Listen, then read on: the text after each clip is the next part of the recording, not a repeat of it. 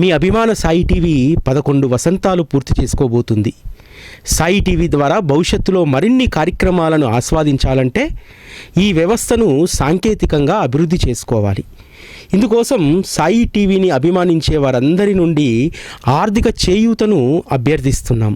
Sai TV 11వ వసంతోత్సవం ఈ శ్రావణ పౌర్ణమిన రక్షాబంధన్ సందర్భంగా సాయి టీవీని మీ తోబుట్టువుగా భావించి మీ శక్తి మేరకు ఆర్థిక సహకారాన్ని అందించండి. సాంకేతిక అభివృద్ధికి సహకరించండి. వివరాల కోసం 9010084299 9848614440. ఓం శ్రీ సాయిరామ్. సాయి గురుకులం కార్యక్రమానికి స్వాగతం. మన జీవితంలో మనం సఫలం కావాలంటే ఏదో ఒక విషయం పైన ఏకాగ్రత సాధించాలి. ఏకాగ్రత వల్లే మనము అనేక విజయాలను మనం సాధిస్తాం. మన జీవితంలో మన వృత్తిని, మన యొక్క వ్యాపారాన్ని బట్టి మనము దేనిపైనైతే ఏకాగ్రత పెడతామో ఆ ఏకాగ్రతతోటే మనము ఆయా రంగాల్లో మంచి ఫలితాలను సాధిస్తాం. అదేవిధంగా ఆధ్యాత్మికంగా కూడా మనము ఏకాగ్రతను సాధిస్తేనే ఖచ్చితమైనటువంటి ఫలితాన్ని పొందుతాం. మన లౌకిక జీవితంలో ఎలాగైతే ఒక ప్రయత్నం చేస్తే అక్కడ సరైనటువంటి ఫలితం దొరకకపోతే వెంటనే ఇంకో దాని వైపు వెళ్తూ ఉంటాం. ఆధ్యాత్మిక మార్గంలో కూడా మనం అదే విధంగా చేస్తూ ఉంటాం. ఒకరి వద్ద ఫలితం లభించకపోతే మరలా ఇంకొక దైవం వద్దకు మనం వెళ్తూ ఉంటాం. ఇది మన అజ్ఞానానికి పరాకాష్ట. ఎందుకంటే దైవాల యొక్క రూపం వేరువేరుగా ఉండడం ద్వారా ఈ దైవం వద్ద కాకపోతే మరొక దైవం వద్ద నేను ఫలితాన్ని పొందుతాము అని అనుకుంటాం. కానీ ఎవరైతే గురువును ఆశ్రయిస్తారో వారికి రూపాలతో నామాలతో పని ఉండదు. ఎందుకనంటే వారు సర్వరూపాలను నానానామాలను గురువులో చూసుకుంటారు. గురువే సకల దేవతా స్వరూపుడిగా భావిస్తారు. దీనివల్ల ఎంత గొప్ప ప్రయోజనం అంటే ఫలితం వచ్చేంత వరకు కూడా గురు చరణాల వద్దే మనం ఉంటాం. మన యొక్క ఏకాగ్రత ఇంకెక్కడికి కూడా షిఫ్ట్ కాదు. అందుకనే ఈరోజు కలియుగంలో మనల్ని తరింపజేస్తున్నటువంటి సద్గురువు యొక్క మార్గం, ఆ సద్గురు మార్గంలో సద్గురు సామ్రాట్టుగా ఈరోజు వెలుగొందుతున్నటువంటి శ్రీ సాయిబాబాను మనం ఆశ్రయించడం మూలంగా మనలో ఒక గొప్ప లక్షణం ఏర్పడింది. ఆ లక్షణము మన లక్ష్యాలను చేరుకోవడానికి, మన యొక్క ఆశయాలను మనం నెరవేర్చుకోవడానికి కేవలం సద్గురువు యొక్క సహచర్యం ఒక్కటే మూలంగా మనం ఎంచుకున్నాం. అందుకనే ఈరోజు సాయిబాబాను ఆశ్రయించినటువంటి వారు విజేతలుగా నిలబడతారు. అంటే ఒక దగ్గర ప్రయత్నం చేసి అక్కడ ఫలితం లేకపోతే ఊరంతా తిరగడం మనకు అలవాటు. ప్రపంచమంతా తిరిగి ఉన్నటువంటి దేవీ దేవతలను మనము యాచించడం జరుగుతూ ఉంటుంది. సద్గురువును ఎవరైతే ఆశ్రయిస్తారో అటువంటి వారికి ఆ ప్రయాస లేదు. ఉన్న చోటనే ఫలితం వచ్చేంత వరకు ఓర్పుగా ఉండేటువంటి గొప్ప సుగుణాన్ని శ్రీ సాయిబాబా మనకు అలవరుస్తారు. అందుకనే బాబాను ఆశ్రయించినటువంటి వారు కోరిక తీరినా తీరకపోయినా వారి చరణాల వద్దే ఉంటారు. ఎందుకనంటే ఇక్కడ మనకు ఒక గొప్ప ఉపశమనం ఉంటుంది. ఆ ఉపశమనం ఏంటంటే మనకు కోరిక తీరినా తీరకపోయినా ఆనందం ఉంటుంది. కోరిక తీరితే అద్భుతమైనటువంటి ఆనందం, కోరిక తీరకపోయినా మహదానందాన్ని మనం ఇక్కడ అనుభవిస్తాం. ఎందుకనంటే ఆ కష్టాన్ని మరిపించడానికి బాబా ఎప్పుడూ కూడా మనల్ని వారి నామస్మరణలో ఉంచుతారు. ఇంతకు మించినటువంటి ఆనందం మరొకటి ఉండదు. కష్టంలో ఉన్నప్పుడు అనేక మంది మనము బాబా యొక్క నామాన్ని, వారి రూపాన్ని వదలకుండా ఉండడం వల్ల ఆ యొక్క బాధ, ఆ తీవ్రత మనల్ని బాధించకుండా ఉంటుంది. అంటే కష్టము సుఖము అనేటువంటివి వాటికి భేదం లేకుండా మనకు పోతుంది ఇక్కడ. ఎస్, బాబాను ఆశ్రయించినటువంటి మనకు కష్టమైన సుఖమైన రెండూ ఒకే రకంగా అనుభవిస్తాం. ఎందుకంటే కష్టాన్ని బాబా చరణాల వద్ద వారిపైన విశ్వాసం ఉంచితే వచ్చినటువంటి సుఖం కష్టం ఒకే మాదిరిగా ఉంటుంది. సుఖంలో ఏమీ పెద్దగా మనం తేలిపోయినట్టు కనిపించదు, కష్టంలో కృంగిపోయినట్టుగా కనిపించదు. రెండో వారి చరణాల వద్ద మనం అనుభవిస్తే రెండింటికి పెద్ద తేడా ఉండదు, రెండింటిలో కూడా ఆనందం ఉంటుంది. అసలు కష్టంలో దుఃఖంలో ఆనందం ఉండడం ఏమిటి? దుఃఖంలో కష్టంలో ఇంకా ఎక్కువగా ఆయనను స్మరిస్తాం, ఆ స్మరణలో ఆనందం ఉంటుంది, ఎక్కువగా ఆయనను తలుస్తూ ఉంటాం, ఆయన పట్ల ఎనలేనటువంటి ప్రేమను చూపెడుతూ ఉంటాం. ఎందుకని? ఈ కష్టం నుంచి బయటపడేసేది ఆయన్నే. నిజంగా మనందరము ఒకసారి మన జీవితాలను పరిశీలించుకుంటే, ఒక కష్టం వచ్చిందనుకోండి, ఎంతకాలం ఉంటుంది అది? నీ జీవిత ఆయు ప్రమాణము ఒక 70 సంవత్సరాలు వేసుకోండి. 70 సంవత్సరాల్లో మనం చెప్పేటువంటి కొంతమంది జ్యోతిష్యులు చెప్తారు కదా, అర్ధాష్టమ శని, అష్టమ శని. ఎన్నేళ్ళు? 8 ఏళ్ళు ఉంటుంది, 7 ఏళ్ళు ఉంటుంది, 4.5 ఏళ్ళు ఉంటుంది. ఆ తర్వాత ఈ కష్టాన్ని కనుక మనము ఆనందంగా భరిస్తే ఆ కష్టము అరిష్టము కూడా మనం తెలియకుండానే దాన్ని దాటేస్తాం. అందుకనే బాబా మార్గంలో ఉన్నటువంటి వారికి ఈ అరిష్టాలు నష్టాలు ఇవేవి కూడా దుఃఖాన్ని కష్టాన్ని అనుభవింపజేయవు, ఆనందాన్ని అనుభవింపజేస్తాయి. ఈరోజు నేను ప్రమాణపూర్వకంగా చెప్తున్నాను, నాలాంటి వాడికి కూడా కష్టాలు బాధలు లేకపోతే హృదయం గాయపడ్డటువంటి సందర్భాలు ఉండవా? లౌకిక జీవితంలో ఉన్నటువంటి వాళ్ళందరికీ ఉంటుంది. మీరు నన్ను దాదాపుగా 11 సంవత్సరాలుగా చూస్తున్నటువంటి వాళ్ళు కొంతమంది ఉన్నారు, 9 సంవత్సరాలుగా చూస్తున్నటువంటి కొంతమంది ఉన్నారు, కేవలం ఈ సంవత్సరం చూస్తున్నటువంటి వాళ్ళు కొంతమంది ఉన్నారు. నేను కూడా ఒక మనిషినే కదా. ఎంత బాబా భక్తున్నైనా, ఎంత సేవ చేస్తున్నా నాకు కష్టం ఉండదా? నా హృదయం గాయపడ్డటువంటి సందర్భాలు ఉండవా? నాకు చికాకులు ఉండవా? నా సంసారంలో ఇబ్బందులు ఉండవా? నా పిల్లలు నన్ను నిందించరా? అయినా సరే ఇన్ని బాధలు ఇన్ని కష్టాలు ఉన్నా సరే బాబా సేవకు వచ్చేసరికి, బాబాకు సంబంధించినటువంటి పనికి వచ్చేసరికి అవేవి నన్ను బాధించవే. ఎందుకని? వచ్చేటివి పొయ్యేటివి ఉన్నవి అన్నీ కూడా వారి దయ వల్లనే ప్రాప్తించాయి. అటువంటప్పుడు నేను ఎవరిని నిందించాలి? నా కష్టం వస్తే నా కుటుంబ సభ్యులను నేను నిందించలేను, వారి వల్ల అది రాలేదు. మరి నా కష్టం రాకుండా చూడాల్సినటువంటి బాధ్యత సద్గురువుది కదా. అయినా సరే కష్టం వచ్చింది, ఆయన్ని నిందిస్తానా? ఎవరిని నిందించం, ఎవరిని నిందించాల్సినటువంటి అవసరం కూడా మనకు లేదు. ఎందుకంటే ఖచ్చితంగా చీకటి తర్వాత వెలుతురు ఖచ్చితంగా వస్తుంది. ఎప్పుడు మనం చీకట్లోనే ఉండం. మనం ఈరోజు అదృష్టవంతులం. మనకు కారు చీకట్లు మన జీవితాన్ని కమ్మేసినా సరే కాంతిపుంజం వలె బాబా యొక్క రూపం మన జీవితాల్లో వెలుగునిస్తూ ఉంటుంది. అందుకనే బాబాను ఆశ్రయించినటువంటి మనందరం కూడా ఎన్ని చికాకులు వచ్చినా ఆనందంగా ఉంటాం. ఎందుకనంటే ఈ చికాకుల్లో ఇతరులు పడేటువంటి దానికంటే కూడా బాబా నన్ను చాలా తక్కువ మోతాదు బాధలో నన్ను అందులోంచి బయటపడేస్తారు. ఇది వాస్తవం. ఎందుకనంటే బాబాను ఆశ్రయించినటువంటి వాళ్ళు చూడండి, వేరే వేరే వారి జీవితాల్లో సేమ్ అలాంటి కష్టమే వస్తే వారు ఎంతగా అనుభవిస్తూ ఉంటారు, దుఃఖిస్తూ ఉంటారు. కానీ మనకు అదేదీ లేకుండా కూడా ఎంత సునాయాసంగా దాన్ని దాటగలుగుతాం. ఇదంతా ఏ విధంగా సాధించగలిగాం? సద్గురువు పట్ల మనకున్నటువంటి ఏకాగ్రత భక్తి. సచ్చరిత అదే చెప్తుంది. నువ్వు 10 చోట్ల 10 గజాలు తవ్వుతూ పోయే బదులు ఒకే చోట స్థిరంగా ఉండి సద్గురువు యొక్క అంతరంగపు లోతులను తెలుసుకో అని చెప్తుంది. అందుకనే ఈరోజు మనందరము కూడా సద్గురువు పట్ల కేవలం భక్తిని మాత్రమే కలిగిలేం. సత్సంగాన్ని ఆశ్రయించినటువంటి మనందరము ఈరోజు బాబా యొక్క అంతరంగాన్ని తెలుసుకునేటువంటి అద్భుతమైనటువంటి సాధనలో మనం ఉన్నాం. బాబా మనకు తెలియకుండానే మనల్ని ఒక చక్కటి సాధనలో ఉంచుతారు. అదే వారి యొక్క వచనాలు, వారి యొక్క బోధ మనకు ఆయాచితంగా వారు వినిపిస్తూ ఉంటారు. ఆ బోధనలో మునిగి, ఆ సత్సంగంలో మునిగినటువంటి మనకు ఈ కష్టాలు అనేటువంటివి అస్సలు దరిచేరవు. అందుకనే శ్రీ సాయి సచ్చరిత 10వ అధ్యాయం సత్సంగ వైభవం గురించి ఎంత అద్భుతంగా చెప్తుంది. సత్సంగము పాపాలనేటువంటి పర్వతాలను పడగొడుతుందట, కర్మలనేటువంటి లవణాలను కరిగించేస్తుందట. సత్సంగం యొక్క వైభవమే ఇది. సత్సంగాన్ని ఆశ్రయిస్తే ఎంత సునాయాసంగా జీవితం ముందుకు వెళుతుంది, మనం చేసేటువంటి పనులు ఆటంకాలు లేకుండా ఏ విధంగా జరుగుతాయి. మీరందరూ కూడా ఈరోజు సాయి టీవీని ఒక గొప్ప ఆదర్శంగా తీసుకోవచ్చు.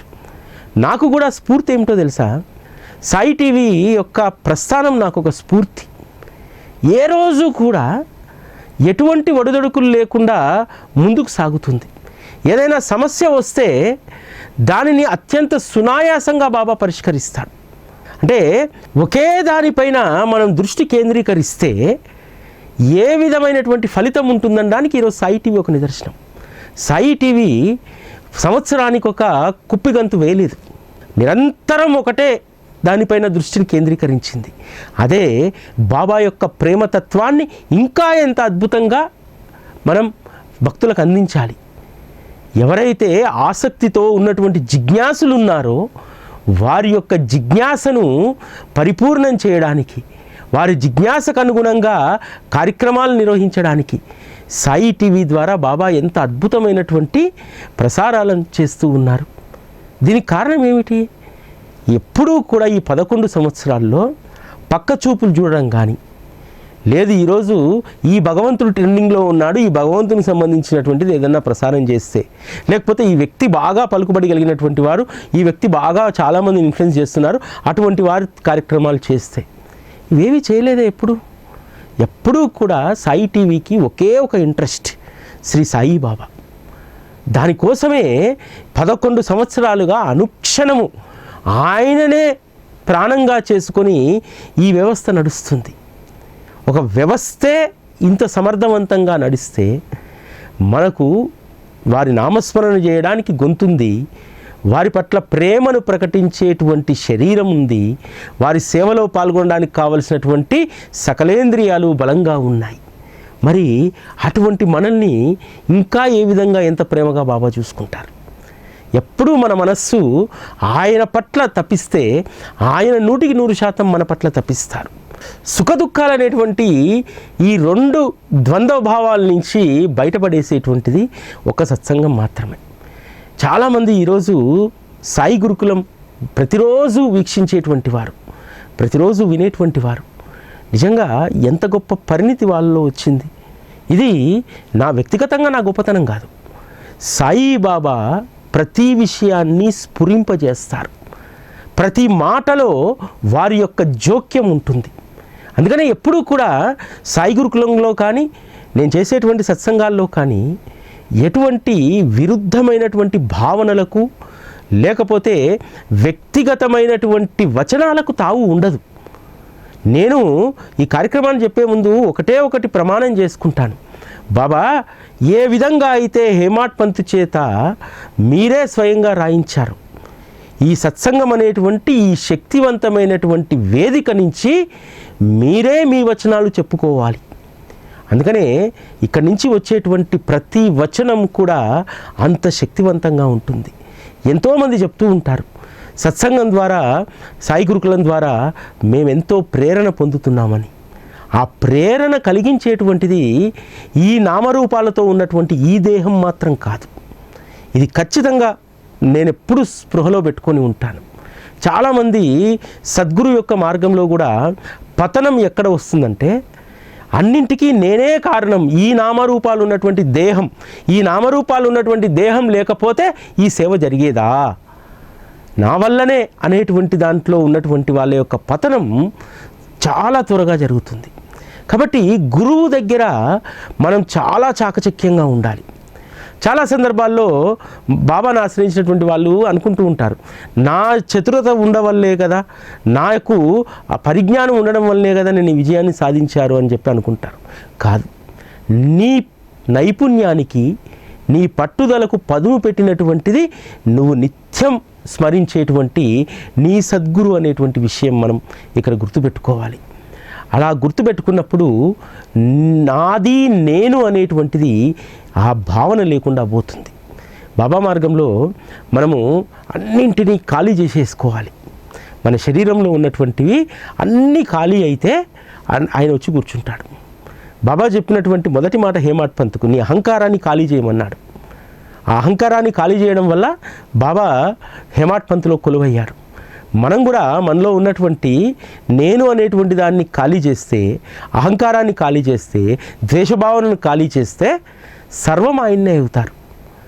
ఆ విధంగా ఎవరైతే ఉన్నటువంటి వాటన్నింటినీ కూడా తొలగించుకుంటారో అవాంఛనీయమైనటువంటి గుణాలను మనం తొలగించుకుంటే సద్గుణాల రాశిని ఆయన మనలో నింపుతారు. ఇప్పటికే మనలో అద్భుతమైనటువంటి సుగుణాలనేటువంటి రాశిని వారు నింపి ఉన్నారు. లేకపోతే మనము బాబాతో ఇంత లాంగ్ జర్నీ మనం చేయలేం.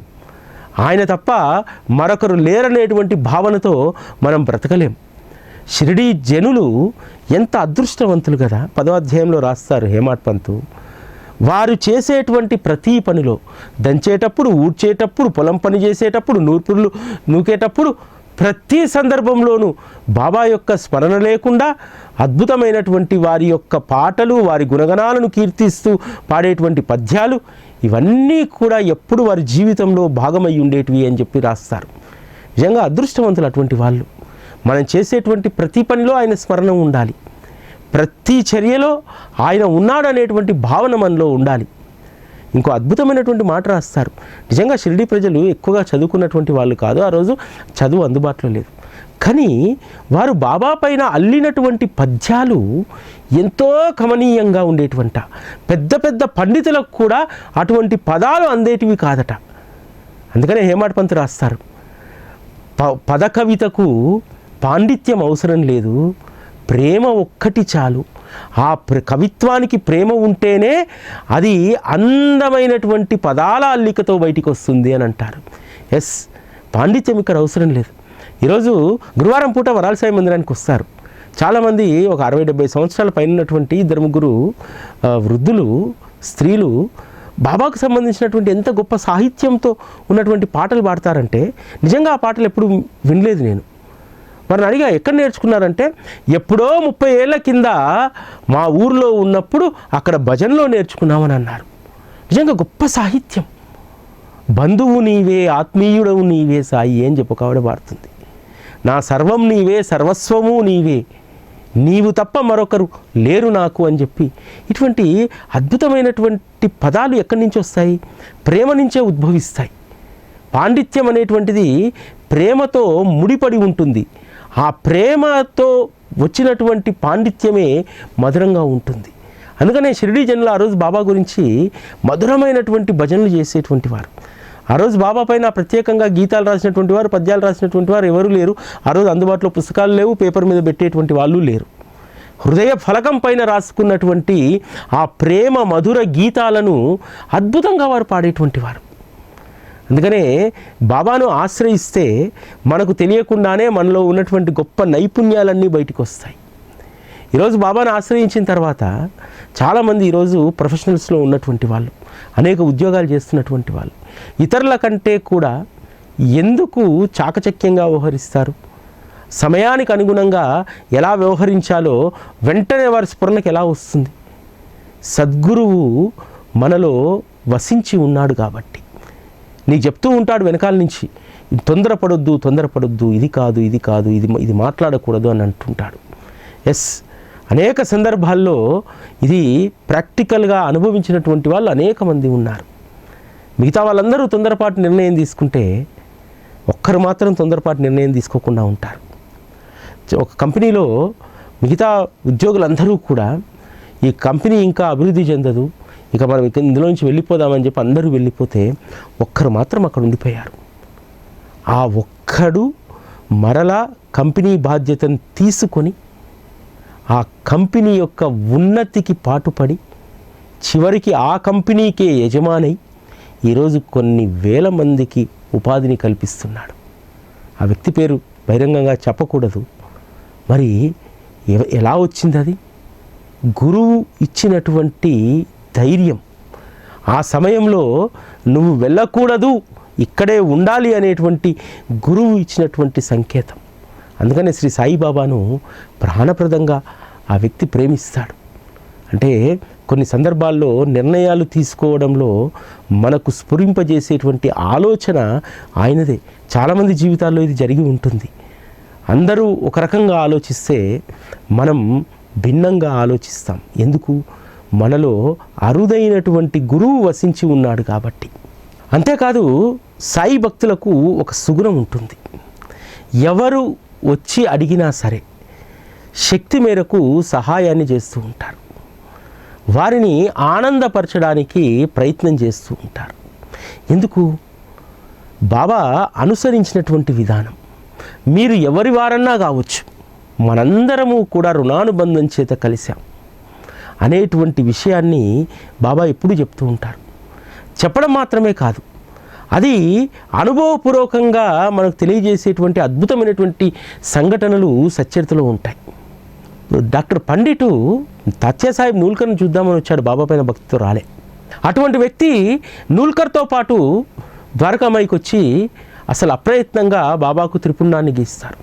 తన మనసులో ఉండేది, నేను చాలా ఉన్నత కులానికి చెందినటువంటి బ్రాహ్మణుణ్ణి, ఇక్కడ ఉన్నటువంటి సాధువు ముసల్మాన్లా ఉన్నారు, వారికి పూజ చేసినా, వారిని అర్చించినా, పాదసేవ చేసినా నా ఆచారాలు భ్రష్టు పట్టిపోతాయి అని అనుకున్నాడు.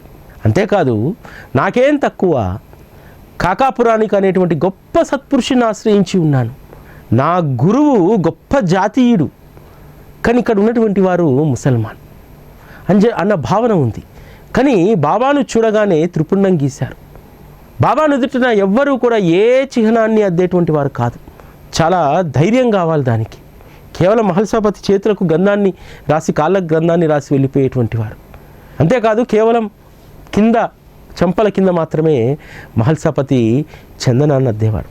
అసలు మోమును ఎవరు ముట్టుకొనిచ్చేటువంటి వారు కాదు. దాంతో అక్కడ ఉన్నటువంటి దాదా కేల్కర్ లాంటి వాళ్ళకి అనుమానం కలుగుతుంది కదా, బాబా ఇన్నేళ్ళుగా సేవ చేస్తున్నాము, మమ్మల్ని కనీసం తాకనివ్వరు మీ మోమును ఎప్పుడు, ఆ వ్యక్తి వచ్చి మీ మోము తాకగానే ఒక్క మాట కూడా మాట్లాడలేదు అని అంటే, అతని ప్రేమకు నేను లొంగిపోయాను దాదా, అతని ప్రేమ ఎంత గొప్పదో కదా, నేను ఒక కడజాతీయున్నని కూడా ఆలోచించకుండా నా నుదుటిన చందనాన్ని అద్దాడు అని అంటారు. అంటే అతని భావన ఏముండే, బాబా చాలా తక్కువ జాతి వాడని ఉండే. అటువంటి భావన ఉండి కూడా నా నుదుటిన త్రిపుండం గీశాడంటే అతనికి నేను వశమైపోయాను అని చెప్పి బాబా చెప్తారు. అంటే వారి దగ్గరికి వచ్చినటువంటి వారు ఎవరైనా సరే వారికి ఆయన వశమైపోతారు. తర్వాత వారు బాబాకు వశమైపోతారు. ఇక రెండు జరుగుతాయి. మొదట బాబాయే వచ్చినటువంటి వారికి వశమైపోతాడు, లొంగిపోతాడు, వాళ్ళకు లొంగిపోయి ప్రేమను పంచి వారి ప్రేమను అపరిమితంగా తీసేసుకుంటాడు. ఇది చాలా సమర్థవంతమైనటువంటి పని. మనం చాలామంది ఏమనుకుంటాం, మనకు ఎదురొస్తే ఎవరైనా మనకు నమస్కారం పెట్టాలనుకుంటాం. కానీ ఇక్కడ ఒక చాకచక్యమైనటువంటి విషయాన్ని మనం ఆలోచిస్తే, మనం ముందు నమస్కారం పెట్టామనుకోండి, ఇంకా బజార్లో ఎప్పుడు కలిసినా వారు నమస్కారం పెడతారు మనకు. బాబా కూడా అదే చేస్తాడు. మొదట తన వద్దకు వచ్చినటువంటి వారి పట్ల ప్రేమను చూపెడతాడు, వారికి వశమైపోతాడు. దాంతో వాళ్ళలో ప్రేమ విపరీతంగా పెరిగిపోతుంది. ఆ ప్రేమనంతా కూడా బాబా పైన కురిపిస్తారు. వారికి వారుగా సర్వశ శరణాగతి చేస్తారు, వారికి వారిగా వశమైపోతారు బాబాకు. ఇక్కడ ఉన్నటువంటి ప్రాతిపదిక ఏమిటి? మొదటగా వచ్చినటువంటి వారి పట్ల ప్రేమతో ఉండాలి, అందరినీ సమానంగా చూడాలి. అప్పుడు అందరిలో ఉన్నటువంటి భేదభావం తొలగిపోతుంది. బాబా వద్దకు వచ్చినటువంటి వాళ్ళందరిలో కూడా ఇదే సంస్కరణ జరుగుతుంది. అందుకనే బాబా పట్ల మనం అంత ప్రేమగా ఉండిపోతాం. అసలు మనకు కష్టం వచ్చినప్పుడు తొలి దర్శనంలో బాబాని అడుగుతాం, బాబా నా ఈ కష్టాన్ని తీసేయని చెప్పి. మనం వెనక్కి తిరిగేలోపు సగం కష్టం తీరిపోతుంది, ఇంటికి వెళ్ళేలోపు అసలు కష్టం పోతుంది. దాంతో ఏమైపోతాం, బాబా ఇంత శక్తి నీకు ఉంది, ఇంత గొప్ప మహనీయుడువా నీవు, కాబట్టి ఇక నా జీవితం అంతా నీకే అంకితం. ఇలా ఒక్క లీలతో, ఒక్క పరిణామంతో బాబాకు అంకితమైపోయినటువంటి వాళ్ళు కొన్ని లక్షల మంది ఉన్నారు. ఆ తర్వాత బాబా ఏమి ఇచ్చాడు, ఏమి ఇవ్వలేదు, ఏం కోరామనేటువంటిది ఏమీ ఉండదు. పరస్పరమైనటువంటి ప్రేమ మాత్రమే ఉంటుంది. అంతేకాదు, ఎవరిపైన లేనటువంటి విశ్వాసం ఒక్క బాబా పైనే ఉంటుంది. మనకు సచ్చరిత 11వ అధ్యాయంలో ఊరంతా కూడా విపరీతమైనటువంటి వర్షము, వరద, తుఫానుతోటి పంట నూర్పిళ్ళు పాడైపోయాయి. అసలు పశుపక్షాదులన్నీ కూడా కల్లోలం అయిపోతూ ఉన్నాయి. చివరికి జనులు కూడా భయపడిపోయి ద్వారకామయి చూరు కిందకు వచ్చేశారు. షిరిడీలో గ్రామదేవతలు ఉన్నారు కదా, ఖండోబా ఉంది, అంబాబాయి ఉంది, శనీశ్వరుడు ఉన్నాడు, గణపతి ఉన్నాడు. వీరెవ్వరి దగ్గరికి ఎందుకు వెళ్ళలేదు, బాబా దగ్గరికి మాత్రమే ఎందుకు వచ్చారు? బాబా దగ్గరికి వచ్చి, బాబా ఈ పెను ప్రమాదాన్ని ఆపు అని చెప్పి ఎందుకు విజ్ఞప్తి చేశారు? ఈ లీలా గురించి మాట్లాడుకునే కంటే ముందు ఇటీవల కాలంలో ఒక సాయి బంధు ఒక మెసేజ్ పెట్టారు. బాబా జనులు అడగకుండానే కలరా జాడ్యాన్ని నిర్మూలించడానికి పిండి విసిరి ఊరంతా పిండి జల్లించారు కదా. మరి తుఫాను వల్ల జనులు ఇబ్బంది పడుతున్నారని చెప్పి బాబాకు తెలియదా? బాబా వారు వచ్చి అడిగితేనే ఎందుకు తుఫాన్ ఆపారు? ముందు ఎందుకు తుఫాన్ ఆపలేదు? ఎందుకనంటే బాబా కానీ దైవమైనా ఎవరైనా సరే ప్రకృతి ధర్మానికి వారు అడ్డుపడరు. ఇప్పుడు మేఘంలో ఉన్నటువంటి నీరు వర్షించక తప్పదు కదా.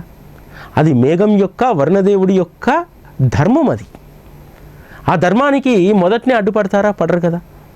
ప్రమాదకరమైనటువంటి స్థితి వస్తున్నప్పుడు, అక్కడ బాగా కురుస్తున్నప్పుడు, ఇంకా జనులకు ప్రమాదం వస్తున్నప్పుడు జనులు వచ్చి బాబాను ఆశ్రయించడం ద్వారా అప్పుడు ఇక చాలించులే అని అంటారు. అంటే అక్కడి నుంచి పంపించేశాడు. నిండు గర్భిణి బాధపడుతూ ఉంటే డెలివరీ చేయకపోతే ప్రమాదం కదా. మరి మేఘం నిండా నీళ్లు ఉన్నాయి, అది ప్రకృతి యొక్క ధర్మము. ఆ ప్రకృతి తన ఒడిలో ఉన్నటువంటి వాటిని మళ్ళీ నేలపైకి పంపించాలి. కాబట్టి ఇక్కడ మనం గుర్తుపెట్టుకోవాల్సింది ఏంటంటే కలరాకు తుఫానుకు చాలా భేదం ఉంది. కలరా మహమ్మారి. మహమ్మారి అంటే అదొక రకమైనటువంటి భూతం, దయ్యం, లేకపోతే పిశాచి. మరి అటువంటి మహమ్మారికి ఏదో ఒకటి అర్పించి దాన్ని శాంతపరచాలి. మనం ఇప్పుడు ఊర్లలో చూస్తాం, గ్రామ దేవతలను శాంతించడానికి మేకనో కోడినో దేన్నో బలిస్తూ ఉంటాం. బాబా యొక్క తత్వం సున్నితమైనటువంటి తత్వం కాబట్టి వారు ఏ పదార్థాన్ని ఇచ్చినా ఆ మహమ్మారి సంతృప్తి చెందుతుంది. గోధుమ పిండి అనేటువంటి దానిని ఆ మహమ్మారికి సమర్పించాడు. దాంతో ఆ మహమ్మారి శాంతించి గ్రామ సరిహద్దులు దాటి రాలేదు. తుఫాను విషయంలో అలా కాదు. తుఫాను అంత తీవ్రంగా వస్తుందని చెప్పి బాబాకు తెలియకుండా ఉంటుందా? తెలుసు. ప్రకృతి యొక్క ధర్మానికి బాబా అడ్డుపడడు. బాగా ఇంకా విస్తృతంగా కురుస్తుంటే దాన్ని ఇంకెక్కడికో మళ్ళిస్తాడు తప్ప సైగతో, ఆపు అనేటువంటి అనే సైగతో. అంతే తప్ప ప్రకృతి యొక్క ధర్మానికి వారు ఎప్పుడూ కూడా అడ్డుపడరు. ఏ భగవంతుడు కూడా అడ్డుపడరు. రక్షిస్తాడంతే. కొంత భరించాల్సిందే మనం. అది ధర్మం. మేఘం కురవాల్సిందే, వరద పారాల్సిందే. ఆ వరద ప్రమాదానికి వెళ్ళినప్పుడు అప్పుడు మనం భగవంతుడిని ప్రార్థిస్తే భగవంతుడు ఖచ్చితంగా ఆ ప్రమాదం నుంచి మనల్ని బయటపడేస్తాడు. షిరిడీలో జరిగింది అదే కదా. అందరూ వచ్చి ద్వారకామాయి చూరు కిందికి చేరిన తర్వాత బాబాను ప్రార్థిస్తే బాబా వరుణదేవుణ్ణి ఆదేశించడం ద్వారా తన యొక్క ప్రభావాన్ని తగ్గించాడు. వరుణదేవుడు ఆ ప్రభావాన్ని ఇంకొక చోటికి షిఫ్ట్ చేస్తాడు. అంతే తప్ప అసలు ఇక్కడ పడవద్దు అని అంటే వర్ణదేవుడి యొక్క ప్రకృతి యొక్క ధర్మానికి విరుద్ధంగా భగవంతుడు కానీ గురువు కానీ వ్యవహరించాడు కదా. దేనికి వ్యవహరించాడు? ఇప్పుడు కొలిమిలో పడ్డటువంటి బిడ్డను కాపాడమని చెప్పి అక్కడి నుంచి ఆర్తనాదం చేస్తుంది. చేసినటువంటి ఆ తల్లి ఆవేదనను, బాధను అర్థం చేసుకున్నటువంటి బాబా ఇక్కడ కొలిమిలో చేయబెడతాడు కదా. మరి కాలింది కదా. అంటే అగ్ని దహించడం అనేటువంటిది ఆ ప్రకృతి యొక్క ధర్మం. కాబట్టి దాని ధర్మం అది చేసింది.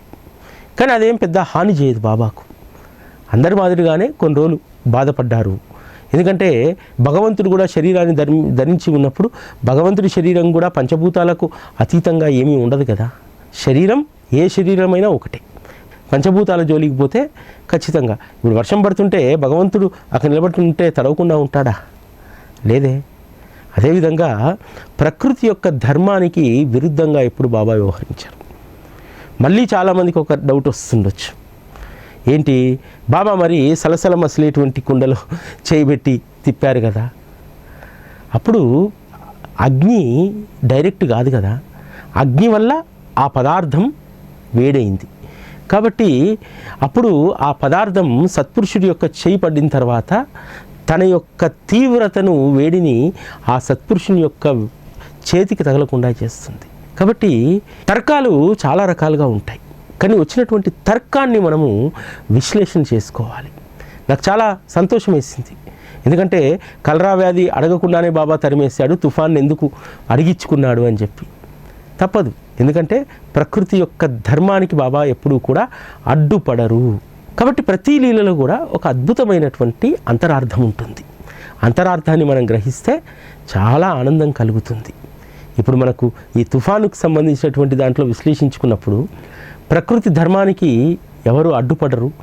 బాబా కూడా ప్రకృతి తన ధర్మాన్ని తను నిర్వర్తించే విధంగా ఈ తుఫాన్ లీలనే మనకు ఒక నిదర్శనం. ఎందుకంటే ఖచ్చితంగా మేఘం వర్షించాల్సిందే, ఊర్లో నీళ్లు రావాల్సిందే. మరీ ఎక్కువ విపరీతం అవుతుంటే అప్పుడు భగవంతుడు దాన్ని శాంతింపజేస్తాడు. అసలుకే వద్దు అనేటువంటి దాంట్లో ఉండరు. ఇంకోటి ఏంటంటే దేనికైనా ఒక పరిమితి ఉంటుంది. ఆ పరిమితి పెరిగినప్పుడు భగవంతుడే దాన్ని అదుపు చేస్తాడు.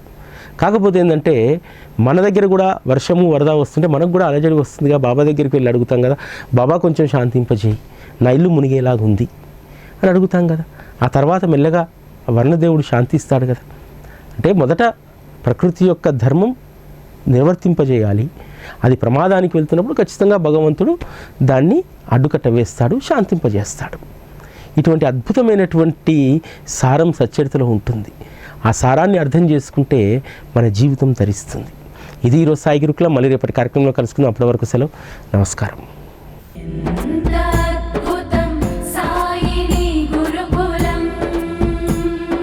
శిక్షణే తప్ప శిక్షలు లేని శరణాగతి సౌదం.